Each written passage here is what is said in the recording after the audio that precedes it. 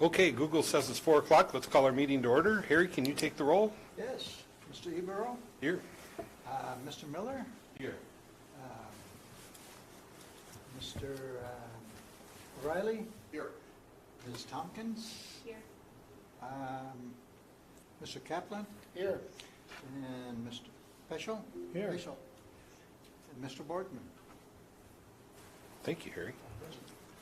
Nick, was our meeting appropriately noticed? Yes, it was. Thank you. Number 3, public comment period. At this time, the commission would recognize members of the public who have indicated a desire to address the commission. Do we have any members of the public who'd like to address the commission? Seeing none. Number 4, commissioner and staff comments. Any commissioner comments before we get going? Staff comments tonight? Yes, we've got 2. John first. On Thursday at 10 a.m., we are going to be putting the PFAS station online, doing a startup with the DNR, and then from that point forward, we'll be putting it through several operational tests, and over the course of 7 days, those tests will take place, and assuming those tests pass, could be online as early as next week into the system. So we are very excited to have those 4 wells back very soon. Great, thanks, John. And then the second thing is just, so for the general manager review process here at the utility, the way it works is we actually do a 360. So I'm actually reviewed by each of you as commissioners, and all the staff that directly report to me complete a review as well. So what Melissa will do shortly is be sending out an email to all of you with that template, and ask that you fill that out over the next 3 to 4 weeks. She'll come and send the information back to her. She'll compile it all together, and then that'll come back at next meeting for review and discussion and sharing with me if appropriate. So I just wanted to let you know that that'll be coming, and if you need a paper copy or a different format or different technology, just let us know and we can get that to you so you can fill it out. Very good, thank you. Number 5, a presentation on the Green Park Pickleball Complex from our guests. Should we sit or can we stand? Whatever makes you comfortable. On my hands, so, all right. Thank you, Commission. So I'm excited to be here with my colleague here, Perry Stargard. He is our board president and leader for our pickleball, Marshfield area pickleball community. It's not a club, it's the community. And you're going to find out more about that. And my name's Michelle Bornke, and recently retired. Some of you know me from the UW Stevens Point campus, and it's been 1 year. So we're here today to talk about pickleball, and the reason I got involved, this is new to me, newly retired, we went down south and we made the mistake of going to the pickleball court and just playing around. We didn't know the rules, and this 80-year-old couple came over and said, "You're doing it all wrong. Come over here, we'll help you play and teach you how." They kicked our butts. Can I say that? They kicked our butts. So we're going to go back down there in a couple weeks, and we're going to hopefully kick their butts. So it is a sport for all ages, and you're going to find out more about that. We'd like to cover kind of the history of it in Marshfield, the history of pickleball in general, the need, and then where we are in the campaign, how it all started, the board, and all of that, and then give you some time to ask us questions. So I am the newbie. This is the expert, so I'm happy that Perry could join me. So let's get started. What is pickleball? It has nothing to do with pickles. Actually, long story short, you can kind of read it as it goes along, but this it started in Washington, and the legislator went home, and his family members were sitting there, his kids, "We're bored, we don't have anything to do." And it's like, well, find something to do. They went in the garage, they pulled out a badminton net, set it up across the driveway, found some ping pong paddles and a wiffle ball. And that was the life of pickleball. And later on, they named it pickleball, the gentleman did, because of some boat or something. Nothing to do with his dog. Later on, he got a dog and he named the dog Pickles. So now you know if somebody says it was named after his dog, it was not. So pickleball mixes a lot of the different rules of tennis. There's badminton, ping pong, that type of thing. If you have ever played any type of tennis, you are just going to do extremely well, or ping pong. Anybody here play? Has anybody ever? All right. Okay. Love it. Come on down. Well, we're going to talk about that too, getting you involved, the course of action we want to take at the end here. But there is a history of the Marshfield area pickleball as well, and I'll turn it over to Yeah, we started probably, I would say, 5 years ago, 5, 6 years ago when we first started. We would play at the Armory. And then in the summer, we finally went out to the Oak Courts, the tennis courts on Oak Street. And it was fine for probably 2 years. And then all of a sudden, we started where we were getting 30 people, and 4 courts was not enough. This past summer, we were at the middle school. They have portable nets there, so every day we would go up and we'd set up portable nets. We could do 8 courts. We were filling 8 courts. And, you know, that's always, you know, picking up, putting the nets up and then taking them down, getting all the pickleballs and everything. And you did it because you love the sport.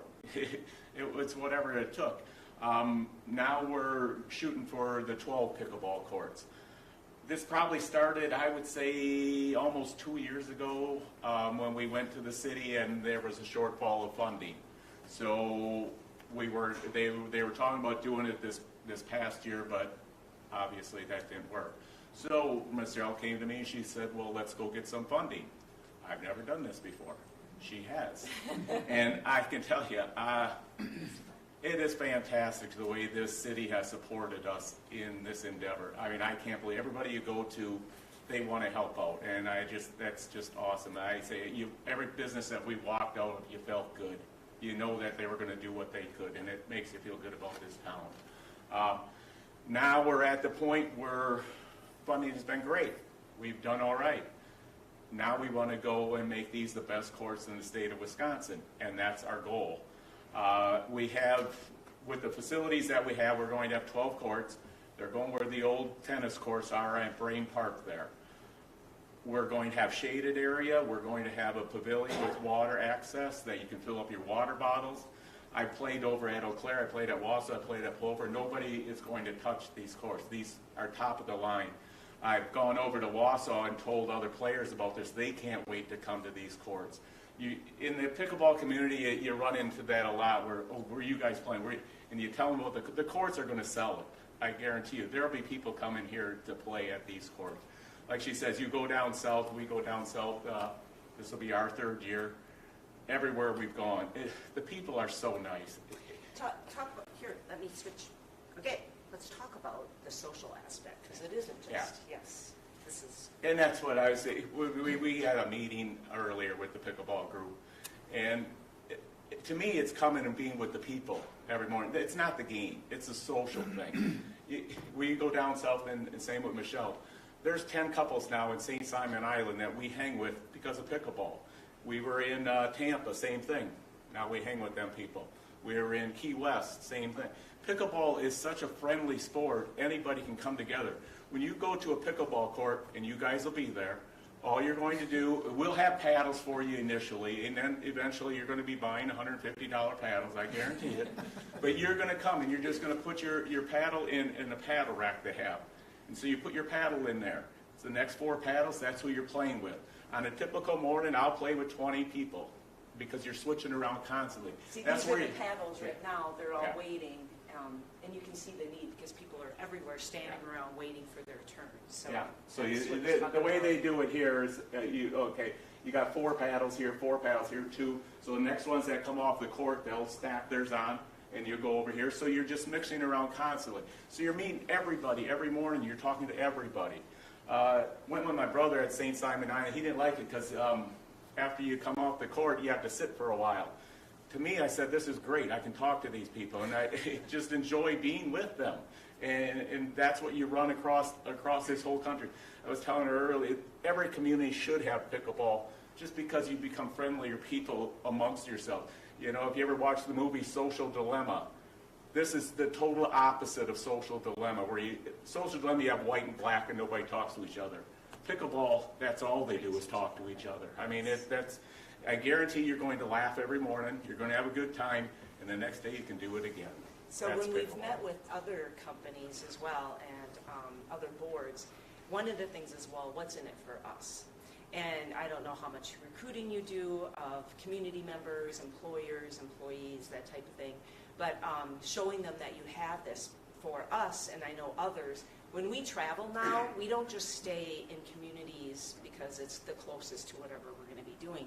Now it has to have pickleball courts.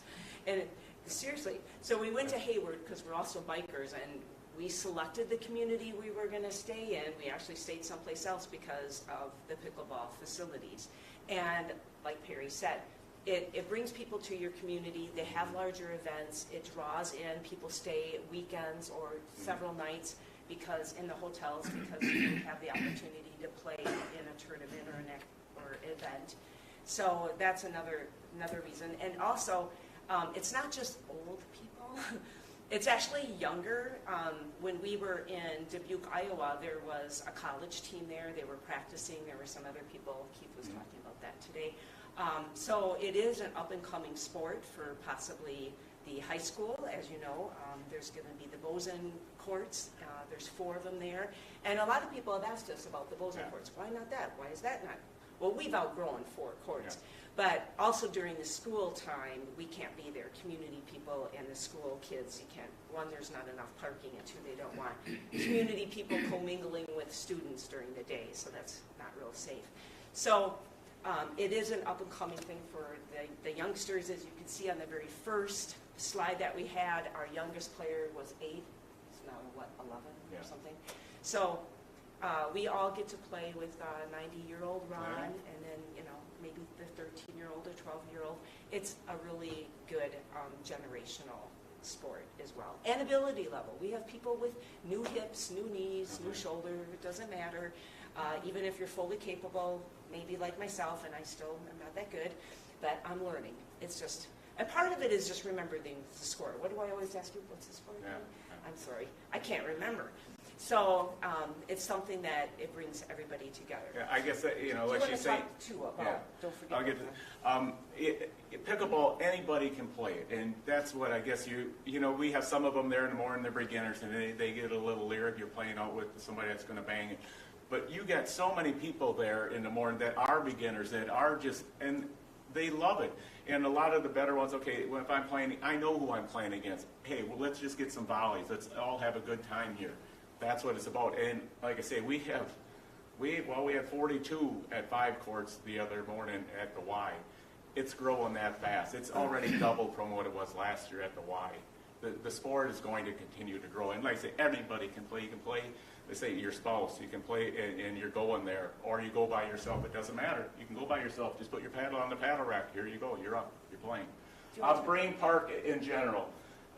I think you kind of know that the park, it's kind of worn down, it's run down. Well, the city's right now looking at remodeling the whole park, okay? It's starting with the pickleball courts. We managed to get them up on phase 1. And so where the tennis courts are now, that's all going to be redone, and that'll be the 12 pickleball courts. The softball diamond, they want to make that a youth softball diamond, so they're changing that. The softball diamond. So they're moving this hole towards the fence, and they're going to make more area, brand new playground, new pavilion, and new restroom. So the whole thing is, from what I understand, a 3-year process, and we're hoping to speed it up a little bit by going above and beyond with the funding that we can maybe get the pavilion and things like that done this year. So I say it's been going great. Initially, we met our goal. Now we want to go above and beyond so that we can help out other areas of the park. So we started the campaign in October. First, before we even did that, we have a pickleball board. We're working with the Community Foundation. We have a project-specific fund there. And our goal was $300,000. Like you said, we've hit that goal. But our goal, that's our initial goal. We have, of course, we always have to have an extending the goal in order to set up a fund for sustainability, because it's one thing to build it and then not take care of it. So we want to make sure we have enough funding for resurfacing, the nets, replacing that, the squeegees, having a little shed for all of the stuff, putting some money towards the pavilion to get that in phase 1 so that it can be a family or employee gathering space as well. So this is not our court, but this is kind of what it's going to be looking like. So that It's dedicated courts because, again, it's the 12 courts for the community. It isn't like having to be shared with the high school or with other groups. It will be free, like Perry said. You've gotten all this material. Most of this is in your packets that you received. So where does this bring us with you? Call to action. We would like you to consider maybe naming one of the courts, like you saw. Typically when you're in a tournament or you're playing or you go somewhere, people, every single day to every single person there, even if it's 1,000 people in a tournament, it's like, you are on court 1 or 2. It'd be nice to say, you are on.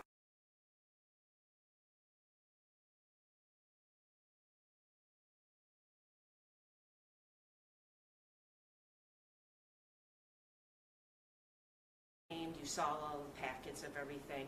We've pretty much named most of the stuff. We have courts left and the Golden Pickle and all that. But the courts are something too that, as you know, all the naming of the different stuff in the community, that it is going to be like a 10-year span. So if you name something,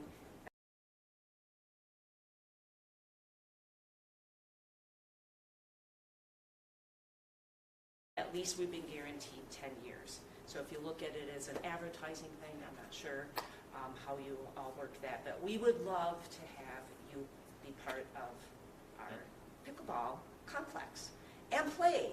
That's the second call to action. If you haven't tried it, you need to try it, especially play with Perry. If you want to beat someone, you can play with me, but if you really want to learn the game, you can play with me. So, Okay, do we have any questions? I love the fact that you're raising money for maintenance as well. I think one of the things we've discovered, I'm in Parks and Rec Committee, is that sometimes we expand our facilities and then with budget cuts, we suddenly can't upkeep. So thank you for putting that into your we just had our pickleball meeting today with all the members, and we talked about that, and Perry brought it up, that we want to exceed it and go even further, over 400,000, because if we have $100,000, we'll be able to help resurface it. We can do some of the major repairs. It's not just going to, and maybe we can get the lights put in, you know, that we can actually, there, the lights, that's utilities, right? There you go. Is that, I saw it make a smile. So we do have some internal goals. The very bare minimum was 300,000, but yes, you build it and they will come and they build it, and then no one takes care of it looking at you. Because you and I go with the commission, the university too. It's like, who's going to take care of it after you build it? Exactly. So, I mean, you put that burden on the city, they have enough on their plate. So that's, kind of where we're above and beyond, good question. Very good. Other questions? No one wants Perry's phone number, so well, thank you very much. Thank you. Appreciate it. Thank you. Do you guys want to move back around to your side of the table? If you're welcome to keep your back to us, that's fine, I guess.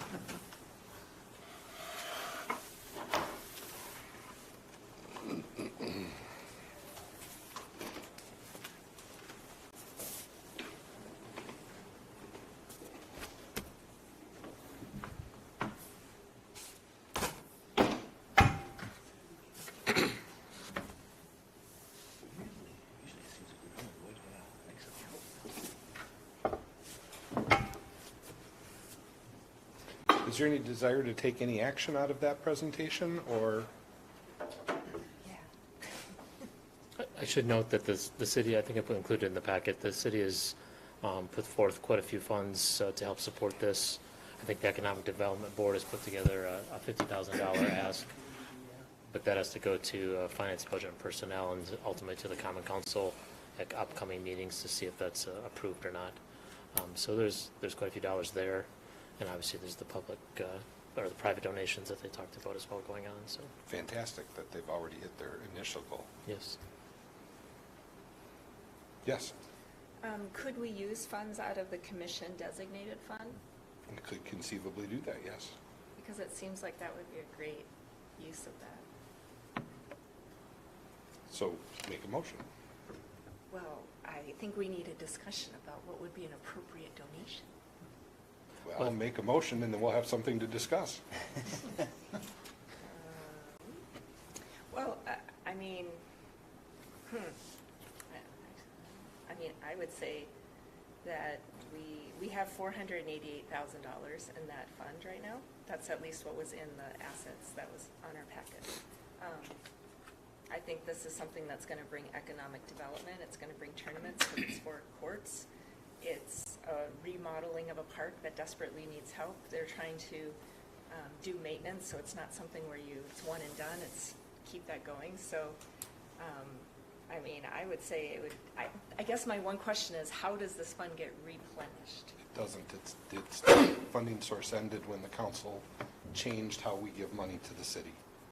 So, Yeah, just so some historic perspective for everybody, I guess. So prior to last year, we had a dividend policy, and that dividend is based on our returns from American Transmission Company. And part of those funds would fund EDB at the city, and then whatever was left would go into this commission designated fund. So every year we would see some small but steady growth. Last year, as Mike mentioned, that policy was changed given the hardship at the city to basically all those funds are going to ATC, are going to the city.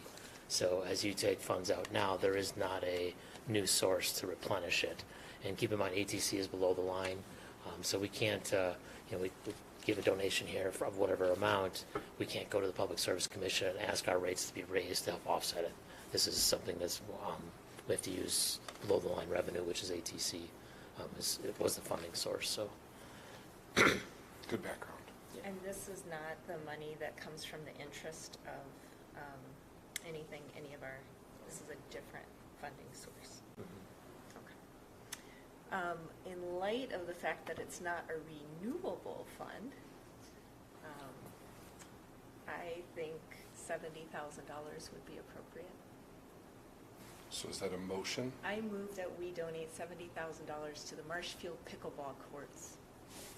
Is there a second? Would you want to do it at 75 for the golden pickle then? Like, Oh, yeah, let's do 75 for the golden. Get 4 cards. I will second it for the discussion. Very good. Let's discuss. Added historical piece to what Nick was saying. We have not done a lot of donations out of that commission designated. It's generally been the rare community project that's come before us. They've generally been fairly good-sized projects. I think C5 Makerspace was one. I think Wenzel Plaza was one. Help me with my memory if there's some others there. The pool project, the high school project. Pool project. The $100,000 to the Welcome Center, plus historically, we've helped with a number of the zoo projects over the years as far as the different facilities for housing of the animals. 25 and 50 have been fairly common numbers. 75 would be on the large end of anything we've done. Correct. And I should note that that dividend policy that I mentioned, that'll come back to you in March. The way the structure of it is up to those dollar amounts. So you could, I'm not recommending or anything like that, but just saying that I'll present you the numbers. Ultimately, you will decide as a body if you're going to give up that number or something less. To the city. Correct. Yes, Nick? I think this is a worthy project. I know that it's probably, some of the projects end up being sort of geared towards certain people. And like they said, pickleball is a game that really anybody could pick up. I've played tennis, I've played other sports, but pickleball, when I played it, like she said, it's a group of people that's, every age, every background. It doesn't require a lot of gear to do it or expertise. It's pretty easy to pick up how to play it. So I think that it's a good community-wide effort or a good community-wide appeal for our money. Other thoughts? yeah, echoing what you said too, and then just that it's fixing a blight in town. It's kind of shabby right now, you know? There's no doubt it's the hot sport. Could you elaborate on March? What were you saying with that? That would be when, what happens in March? How does it? So the dividend that we provided the city historically, the timing of that has been done in March for our approval. It's meant for this, from the city's perspective, those funds will then show up in the 2025 budget process. The reason it's done in March is typically we would, if the commission approved it, it would be submitted to the city at that time when we make the pilot payment, which is due by April 15th, just like property taxes. What you're saying is if this would happen, it would be presented to them in March? Is that? The dividend, that'll be, those funds will be given to the city in April, by April 15th with the pilot payment. Okay. But I was talking about if this donation happens. Oh, if you were to approve some level of the 75 that's been motioned, we would work with Michelle and Perry to work through the logistics of that. It might be something that, let's say that project happens this year, we would remit the money now. If they say, hey, we have to delay it a year, we may hold it for a year. And I should note that that commission designated fund of the amount that's on the balance sheet, there are still some, roughly about 30,000 is earmarked for rebates related to electric vehicle charging. So there are some dollars that the body's already approved to be, that could go out if people submit rebate forms for those. So just so you're aware of that.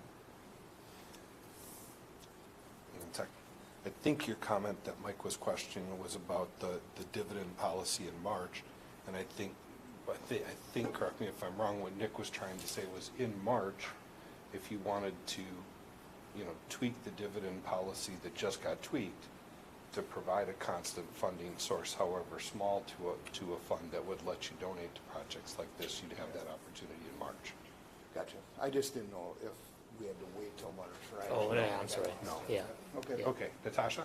I also just wanted to say that it's donations like this that make the community have a favorable view of Marshfield Utilities. They see the sign, they say, oh my goodness, Marshfield Utilities is donating back to the community.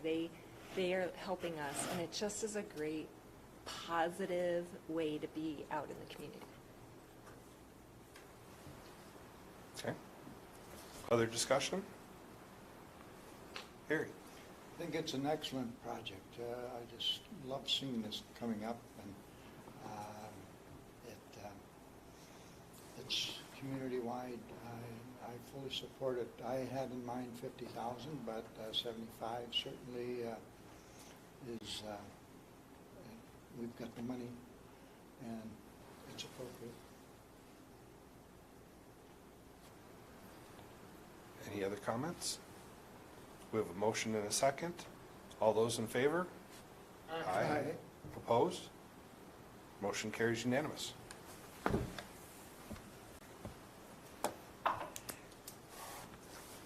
All right. Moving on to number 6, Economic Development Board update. All right. Looking it over. Very good. Okay, January update from the EDB. The 205 fund, which is basically the EDB balance sheet. The current balance is right about at $1 million. This is down about 240 from my last update 3 months ago. 200,000 of that difference is really went to supporting the new bathrooms at the Winslow Family Plaza. And so that was directed through the city, so. Then we had a report also from Wisconsin State Fair, and just some highlights. According to the presenter, the fair is now operating in the black, which is a positive from recent years. The past year has seen a significant increase in the number of sponsors. 2023 had an attendance of roughly 62,000, which is 24% over, or an increase over 2022. Merchandise revenue increased by 74% this year.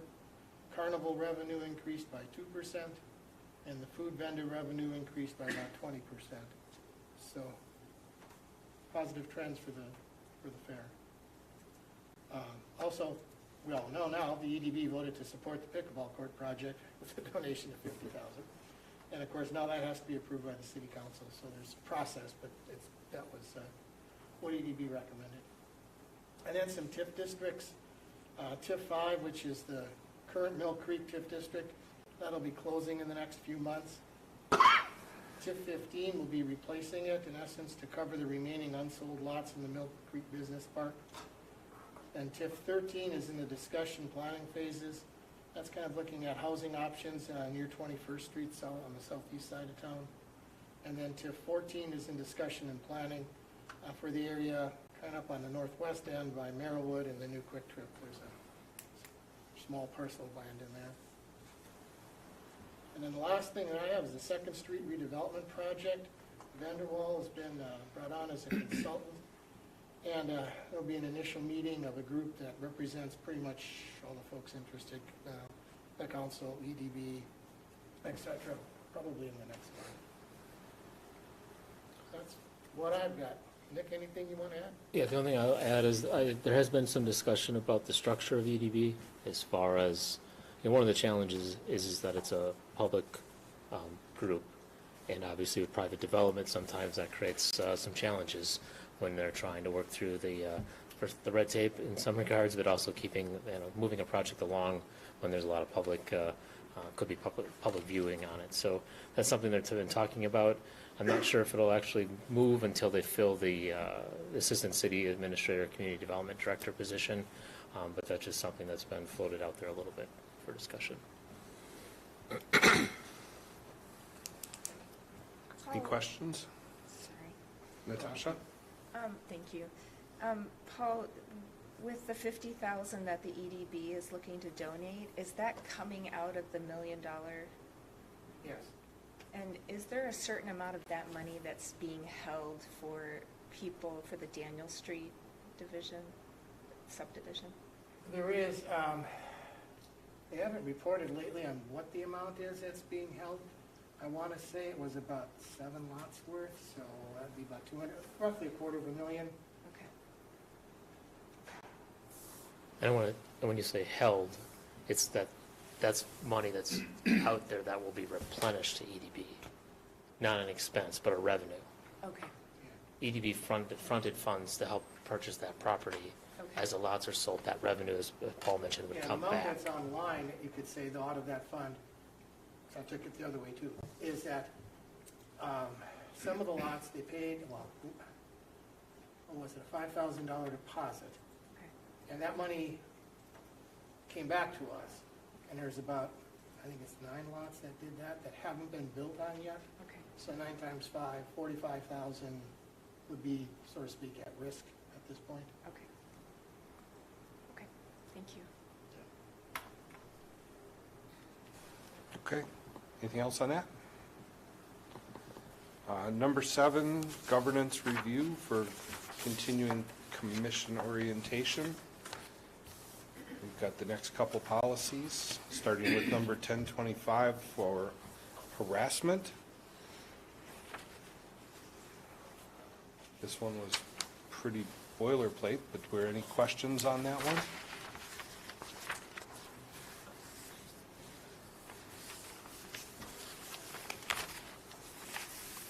Number 1030, the relationship between the Common Council and the Commission and the roles of the two.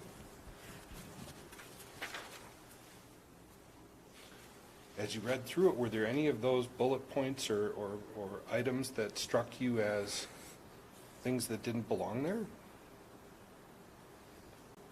Or was there anything missing? Nick? There wasn't anything that really jumped out at me, but I was just wondering if Nick has any insight into having added council members to the commission. Was there anything that you saw in there that you think needs to be tweaked on that?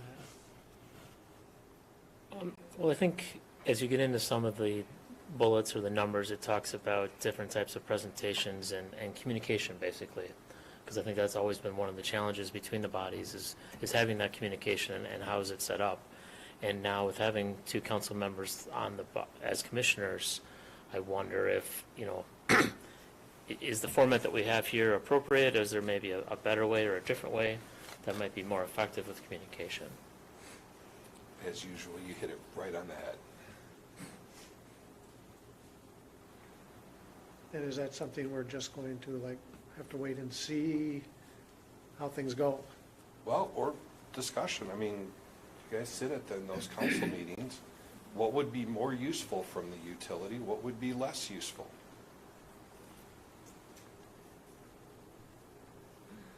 How much of that burden should you guys as dual members of the commission and council carry? I mean, I would think it would be completely appropriate for the commission to say, hey, make sure you highlight this. I mean, we have a point in our agenda where the council can speak from commissions. So if there was something that you wanted the council to know, and if the group said, could you please highlight it, that's completely doable and appropriate, for sure.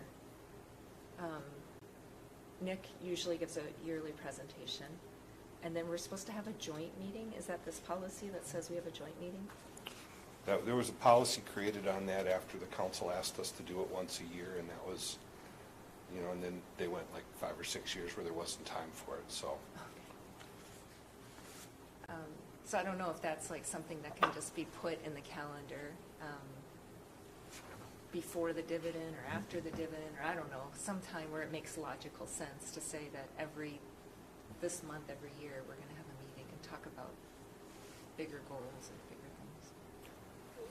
What kinds of forums does the council have for those kinds of open discussions? I mean, does that actually happen? Oh, that's a good question.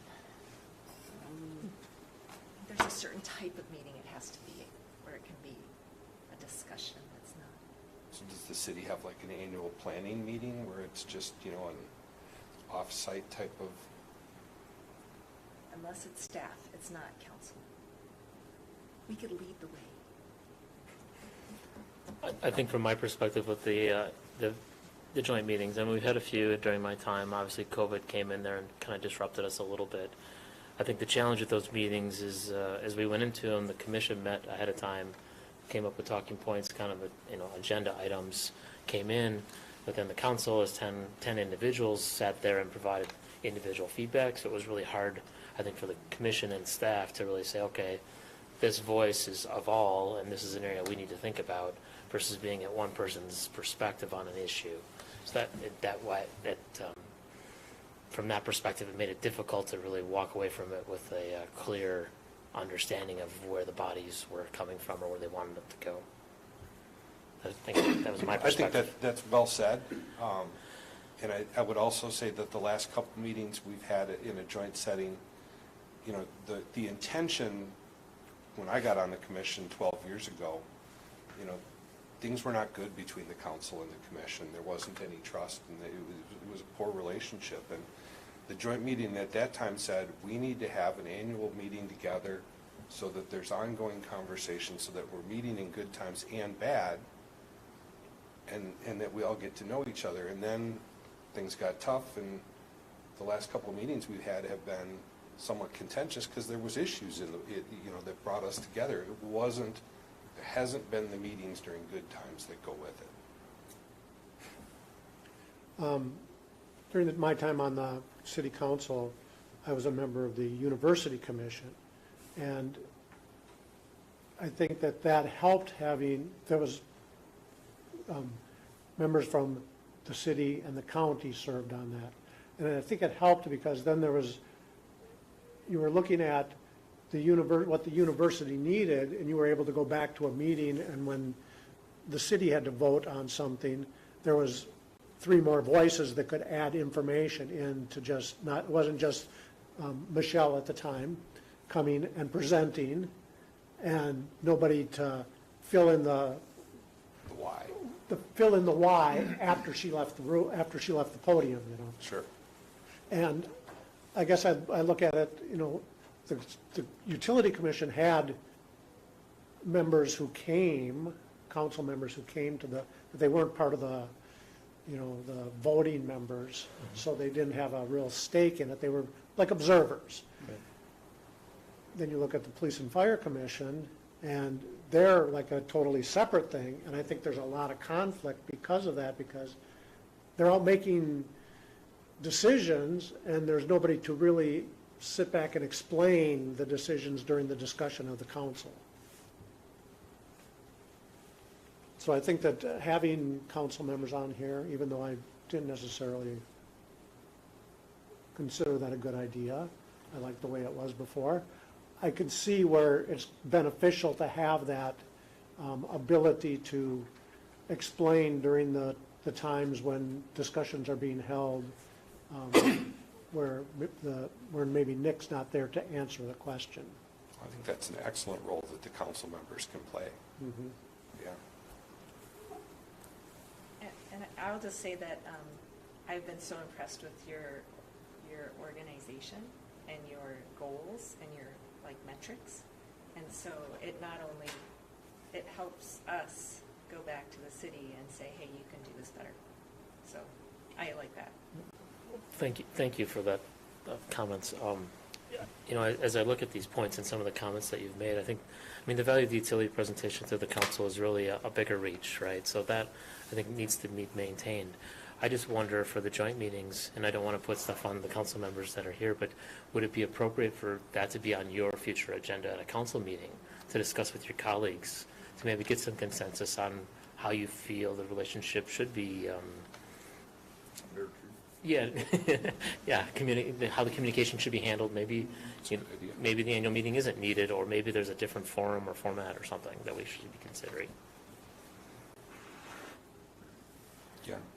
And having the both of you and whoever's in those seats advocating for the utility and explaining the why, in those meetings is wonderful. That'd be great. Yeah, if that's advisable, I can talk with Steve and ask him to put something on the a future agenda for you guys to maybe talk about. That's a good idea. I do have somewhat of a general question when it comes to reviewing these policies, and I don't know if it's necessarily a legal standard, but has anything changed from an appointed utility commission to having elected officials? Because I know there's different rules and stuff for an elected official necessarily. Is there any, should that be reviewed, or did this create another hurdle in there that potentially could bite you later down the road if that wasn't reviewed by somebody legally? I don't know that. I'm just tossing out something. Yeah, during the process, when you guys were considering the change of the makeup, I did have considerable conversations with the city attorney about that. Okay. And to make sure that there were no conflict of interest, given that you're representing this body, obviously another body, those types of things, and he didn't feel that there were any issues from that perspective. But if you have specific areas you No, want I me don't. to... I was just Yeah. concerned about Yeah. it. Yeah. And the commission policies, when they were originally developed, they were reviewed. We actually used a different legal firm that helped us with reviewing of those, but they were all reviewed once Okay. when they originally developed. I can't say they were necessarily looked at from the lines of having an elected official, but I guess if you were a county board, if you were on the county board and serving on this body or any other elected official, I think that you'd have the same concerns or due diligence to make sure there's no crossover.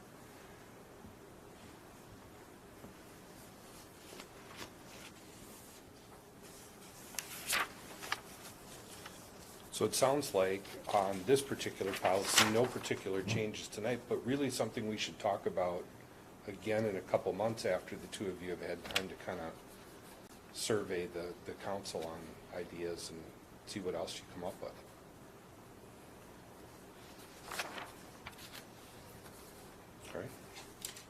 All right.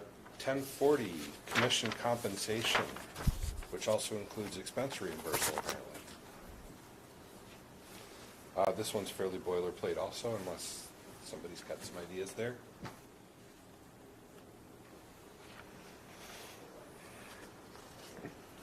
Hopefully you all were just as surprised that you get a little stipend as all the rest of us, because we came on as volunteers. Any questions on that one? Ideas? 1045, governing style. Hopefully we can have some discussion about this one, because hopefully you were surprised by it. Not surprised in what's in it, but surprised that there is such a thing.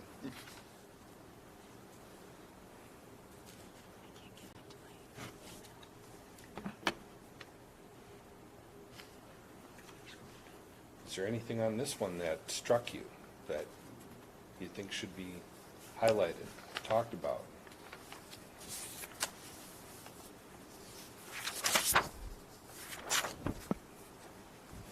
think the biggest thing you note in this one is we say it a couple of times that the utility is a business and run like a business and differentiated from, even though it is government-owned, but differentiated from the government management style. Is that a question? Well, the one thing I noticed that I thought maybe some other time we could have a discussion about is I think number 3 on that policy talked about quality service. I'm locked out of my email because I can't remember the password, so I can't go in there. Number 3 said it'll be, will govern MU as a significant business enterprise, enabling MU to provide quality services to its customers while responsibly managing and sustaining its physical assets and financial resources. I wonder if at some point we should have a discussion about putting in the goal there of enabling MU to provide quality services and community investment. I do feel that that's an important part of MU because it's a municipal utility.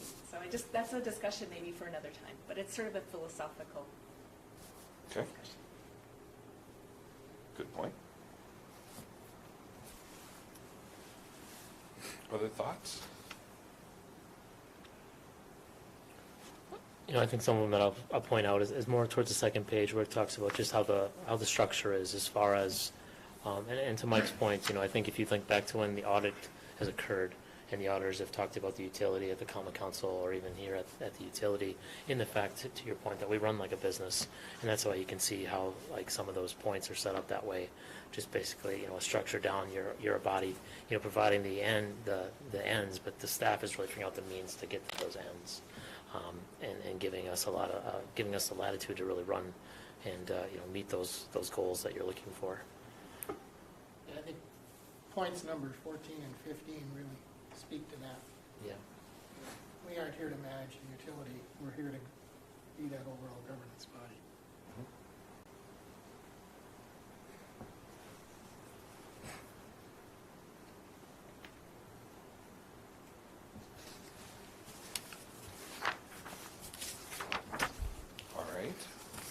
All right. Number 1050, where we get into the delegation of the manager. And this really kind of lays out exactly how much responsibility to delegate to Nick for the general manager position, which is significant. Yep.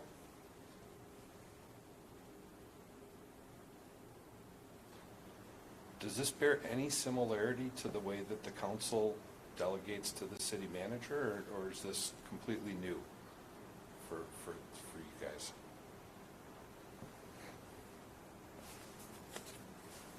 I think that probably Nick has more responsibility delegated to him than the city manager does because just the way that it's worded in the policy, I think that the city manager has more of a responsibility to report things to the common council than you have to this board. But I think that is part of the fact that it's a business. Yes. It's like any corporation, the CEO or the president or whoever, the responsibility lies with them, and the board of directors is an advisory committee. That makes sense too, by being appointed versus being elected. Correct.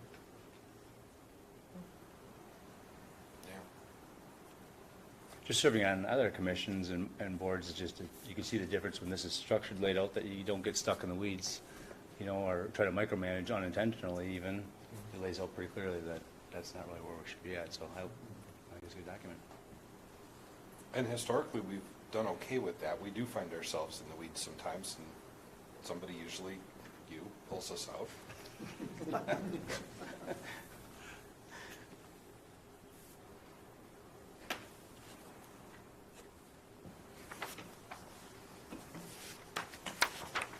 Okay, so everybody's good on those.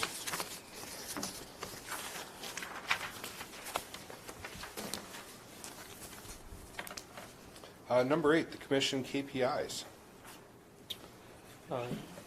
So over the past 12 to 18 months, we've been working on development of key performance indicators that provide the commission and staff a snapshot or a dashboard where we can see how the utility is operating. The goal is for the KPIs to be relatively easy to calculate and can help identify potential problems or trends. This is our first time through this development, so the process has taken us a little bit of time. And ultimately, as we continue down the pathway, I'm sure that there will be changes to reflect those things that we discover as we move forward. So in the packet was a KPI definition document for each KPI. We put together these definition documents to help be a resource so that as in future months when we're presenting the actual KPIs, you have a question on, okay, what does this mean? You have the definition document to go back to say, all right, this is what it is. And also provide staff a resource as well to say, okay, this we need to tweak this KPI because it's not, maybe the inputs have changed or maybe there's a new resource that provides the information more readily. So basically just wanted to provide them for your feedback this month, see if there's anything in particular that you'd like to see changed or ideas that you may have from your own your professional or otherwise experience that we can incorporate. Yes, Paul. As someone who, this was my life for 10 years at the hospital, so you guys did an excellent job. I love the format. It's straightforward, it's easy to read. And all I can say is I'll tell you what I told you about a year ago is, don't do more of these. Mm-hmm. You've got enough here to keep every manager busy and nailed. What you have to assess from here on out is, are those still the key indicators for your position? And if they are, keep doing them. If they aren't, put new ones in. And a different one. But there's 3 levels. What do you keep, what do you get rid of, and what do you add? Right. You gotta remember to get rid of things. Right. Yeah, and as you noticed, there was basically 2 to 4 from each department to give a little speckle of each department, and hopefully those things that relate to our customers, because obviously at the end of the day it's the customers and providing valuable, good services to them. So hopefully you saw that in those items. Yeah, I thought you guys have done a really good job on this. Very comprehensive. Paul, how often would you recommend revisiting whether you've got those right measures? I mean, is that an annual or a Yeah, each biannual? department should be annually, if you, if those are still the 2 to 4 things that you want to measure, keep measuring. That should be an annual review, and I think our intent is have them reported to us annually as a board, so we can see how the performance has actually been. Okay, annually is frequently enough. This isn't about making work, it's about making it work. Correct. Any other comments, questions, discussion on this topic?